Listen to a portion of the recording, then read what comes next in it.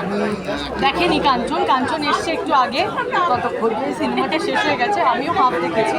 কিন্তু আমি আর কাঞ্চন বাড়িতে ট্রেলার দেখে বলেছি যে লক্ষ্মীকান্তপুর লোকাল যা মানে কানেক্টিং টু দ্য মাটি সয়েল আর কি, এই নামটা আমাদের সকলের পরিচিত।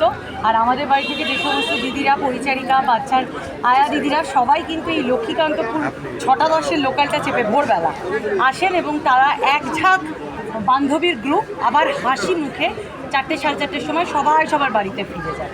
ওদের জার্নিটা খুব একটা সহজ নয়, কিন্তু আমি মাস্ট সে যে এরকম ধরনের কনসেপ্ট নিয়ে ছবি করেছে এবং সবার উজ্জ্বল। আর আমার সব থেকে মনে হয় যে রামকমল ছবি খুবই কন্টেম্পোরারি ছবি হয় সাবজেক্ট ওয়াইজ।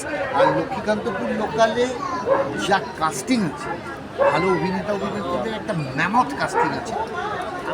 গল্পের জুড়ে, রামকমলের জুড়ে এবং কাস্টিংয়ের জুড়ে ছড়িয়ে নিই। Thank you.